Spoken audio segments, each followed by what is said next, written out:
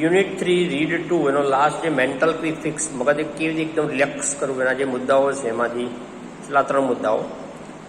Delete the phrase, શબ્દ સમૂહ નીકાળો. I can't from your vocabulary list. તમારા જીવનમાંથી મારાથી આ કામ નહીં થાય એવો શબ્દ ક્યારેય નહીં રાખવાનો.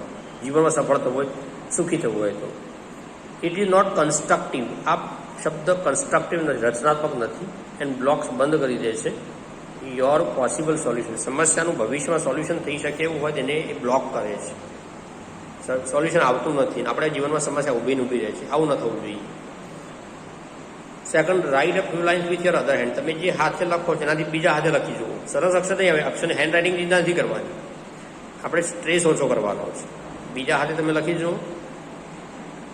ધીસ રીબેલેન્સ, આનાથી સમતોલન આવે, બેલેન્સિંગ આવે the two hemisphere of the brain. આપણા બ્રેનના જે ગોળાર્ધ છે એના બંનેમાં સમતોલન આવે. 2 ગોળાર્ધ વિચાર્યા છે ને એમાં સમતોલન આવે, બેલેન્સિંગ આવે છે. અને છેલ્લું વાક્ય સૌથી મહત્વનું, ઓલવેઝ એક્સપેક્ટ ટુ બી લકી. હંમેશા પોતાની જાતે હું નસીબદાર છું એવું જ વિચારું. ક્યારેય જાણે અજાણે હું નસીબવાળી નથી કે નસીબ નથી મારું એવું નહીં વિચારવાનું. તો ભગવાન તથાસ્તુ કહેવા તૈયાર જ છે. જેવું વિચારશે એવું થશે. કુદરતનો નિયમ છે, તમે જેવું વિચારવું એટ્રેક્ટ થાય. જો બહુ સમસ્યાઓનો વિચાર કરશો સમસ્યાઓ એટ્રેક્ટ થશે, પણ જો હેપીનેસનો વિચાર હેપીનેસ એટ્રેક્ટ થશે. ઓલવેઝ એક્સપેક્ટ ટુ બી લકી. પોતાની જાતે હંમેશા લકી જ માનો, નસીબદાર માનો. બરાબર, પૂરું થાય છે યુનિટ. કોમ્પ્રિહેન્શનમાં તમારે લોકોએ ખાસ કોમ્પ્રિહેન્શનની બાજુમાં શોર્ટ નોટ લખી લો. હવે short note number 1, short meditation 1, short meditation 2. Short note number 1 માં short meditation 1, short meditation 2. Short note number 2 માં give your brain oxygen hit. Give your brain oxygen hit.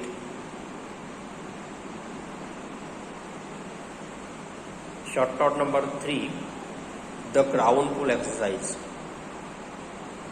તમને એક્ઝામમાં શોર્ટ નોટના નીચે ટાઇટલ લખેલા છે point, એમાં તમે સમજ કઈ શોર્ટ નોટ લખવાની, ધ ક્રાઉન પુલ એક્સરસાઇઝ. અને 4th નંબરની શોર્ટ નોટ, મેન્ટલ ક્વિક ફિક્સીસ. તો how to release stress very quickly. How to release stress very quickly. Stress free કેવી રીતે જલ્દી થવું એના જે સ્ટેપ છે તે. બરાબર, તો આ ટેક્સ્ટમાં લખી રાખજો, ચોપડામાં લખી નાખજો. શોર્ટ ટાઇટલ ટેક્સ્ટમાં લખી રાખજો. હવે જુઓ વોકેબ્યુલરી સેક્શન, એમાં V1 કરશો, V1, V2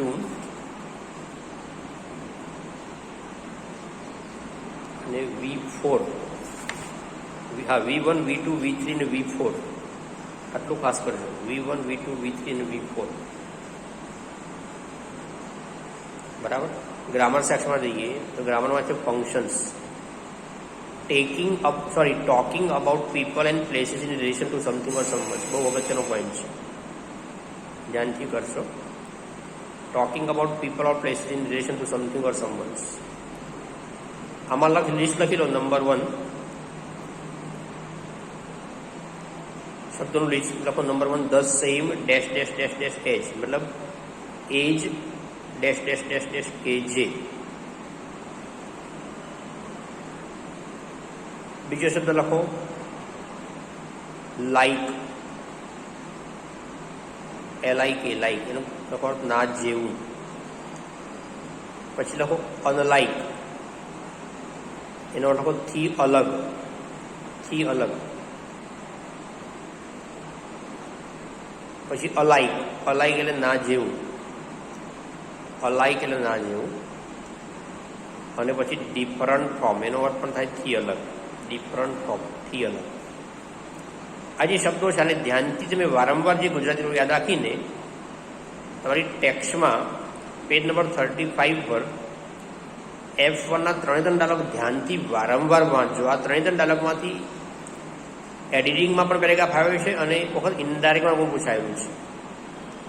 તમને 3 આ જે પેરેગ્રાફ વાંચશો ને પ્રોપરલી શબ્દોનો ઉપયોગ ખ્યાલ આવી જશે, તમે સારી રીતે ઉપયોગ કરી શકશો. એના પછી એક્સરસાઇઝ માટે સોલ્યુશન માટે F5 કરવાનું. F5 જો F5માં make meaningful sentences joining A with B and C 3 box છે એ બી સી. પહેલા 3 બોક્સ બધા ઓપ્શન વાંચી જાઓ અને પછી ને જોડવા કોશિશ કરો. એમ કે જો માય હાઉસ ઇઝ બીમાં last point at the same distance from the school as that of your house.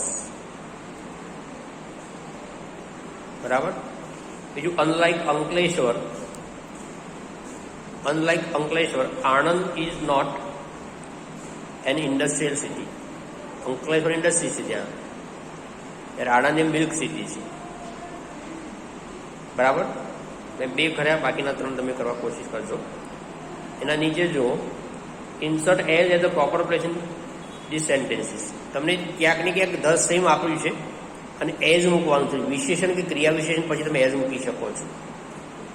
વિશેષણ કે ક્રિયા વિશેષણ પછી તમારે એઝ મૂકવાનું. My mother has the same car my father has. My mother has the same car પછી as my father has.